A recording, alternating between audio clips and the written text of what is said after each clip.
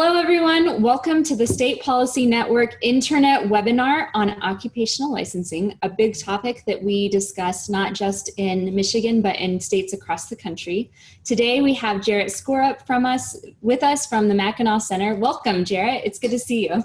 Hey, thanks for having me, Emily. So tell me a little bit, before we get started, tell me a little bit about yourself, maybe what you do at Mackinac, what it's like to be Mackinac in Michigan, and maybe a fun fact. Okay, sure. So the Mackinac Center, we're a free market think tank up in Michigan, one of the largest state-based think tanks. I've been there 11 years, so I started there right out of college and moved up to different positions. So I usually tell people, regular people, normal people that I interact with, if they ask me, what do you do? I say, well, we look at state and local laws, and we try to advocate for changes in order to help everyone from a free market perspective. Fun fact, I was a wrestler from when I was 3 years old through college, and I was state champion. So I'm from a whole family of wrestlers, or at least on the male side. So there's no messing with you when it comes to public policy, is there? Well, I'm the skinniest of all those guys, so maybe me, but I've got enough brothers and my dad to back me up. So yeah, I bring that up usually early in the debates if I think it's going to get heated. That's awesome. That's fantastic. Well, today we're talking about occupational licensing, which is a really big deal. Mackinac works on it quite a bit. Across the country, states are looking at the issue. And it tends to be one of the issues that whether you're free market or big government, there's unity across both aisles on the issue. We know that occupational licensing impacts our daily lives quite a bit. We want to know if we go to get a haircut, that our scalp's not going to get burned, that we're going to walk out without an Edward Scissorhands type situation going on. Can you tell me a little bit about what occupational licensing is and how it got started?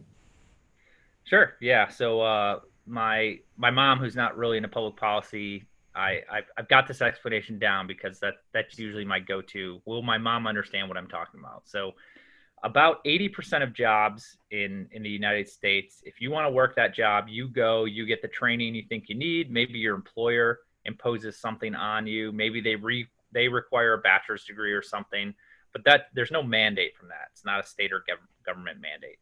About 20% or so of jobs do require a license, almost always at the state level.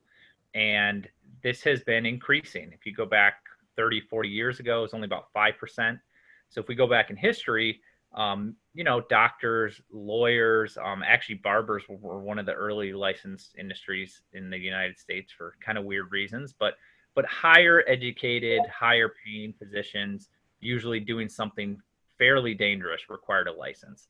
The issue nowadays is that's expanded. So now you have all these lower end occupations, deck builders and roofers and cosmetologists like you mentioned, and a lot of places that don't earn as much money, and even some really silly areas. Florists are a famous example in Louisiana, required to be licensed.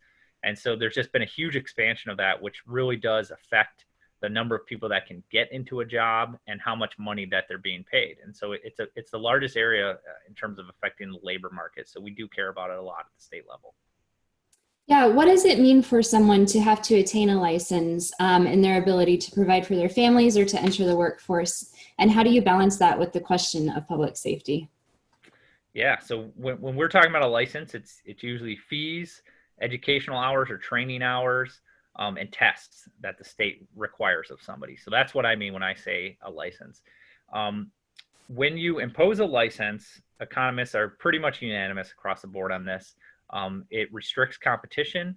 It does mean higher wages for the people who are protected by that industry, but overall it means lower wages because you have fewer people that are able to get in and work.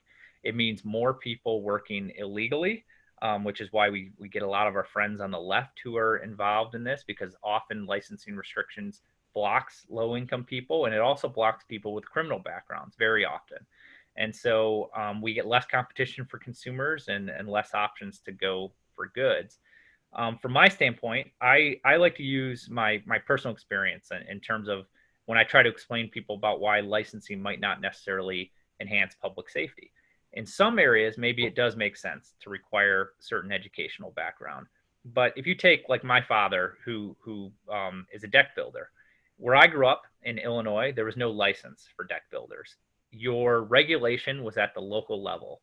Uh, Different towns would require that they inspect concrete footings on the deck. They'd inspect the deck after it was done. They'd inspect the railing. That's how you ensured a deck was built well.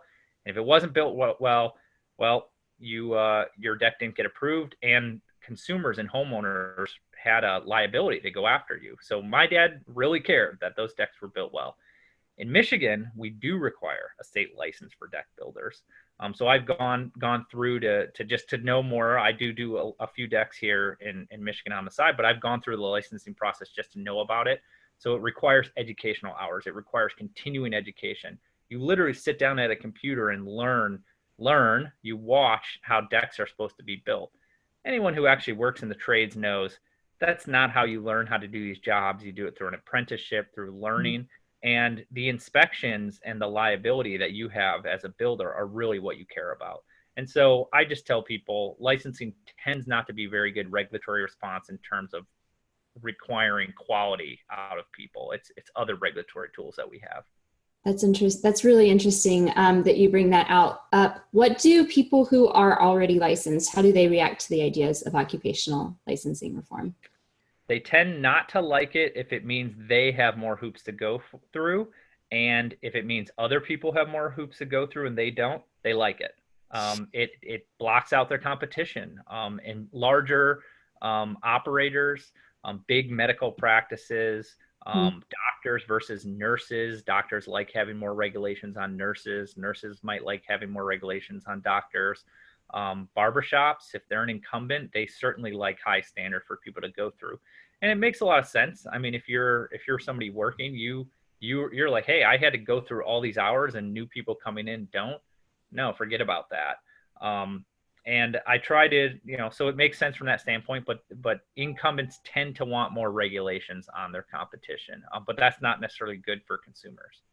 Yeah, what does the economic research say about the issue? So it depends piece by piece. We've done a lot of studies looking at different individual occupations.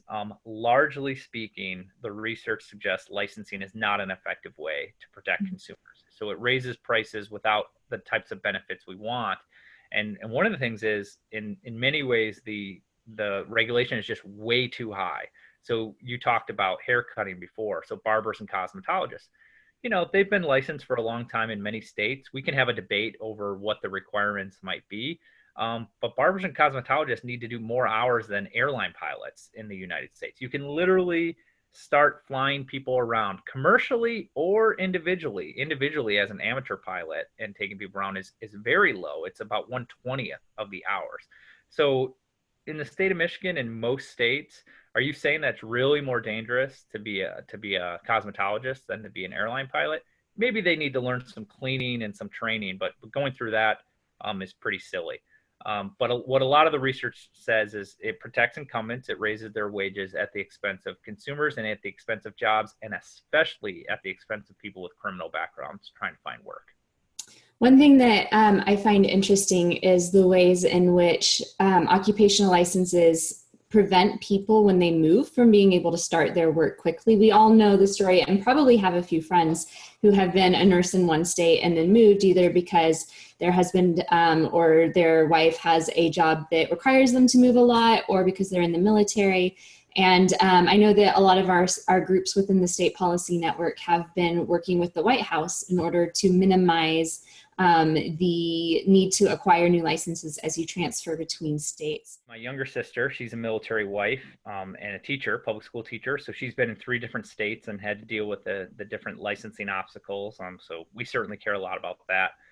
Regular people should care.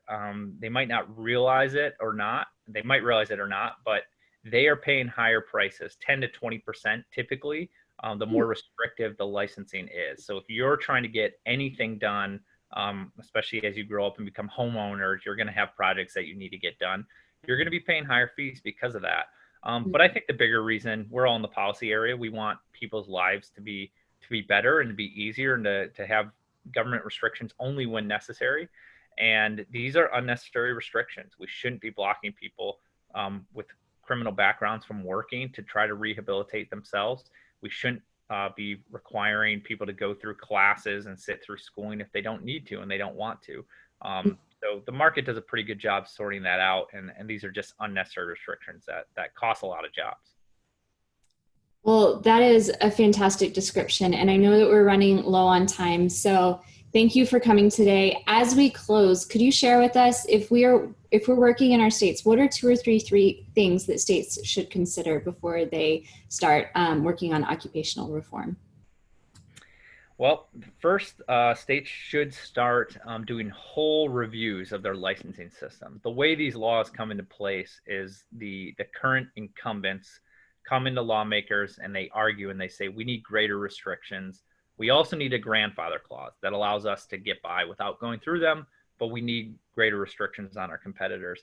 And so lawmakers have just really added to this little by little over the decades, and they need to do a comprehensive review of the system.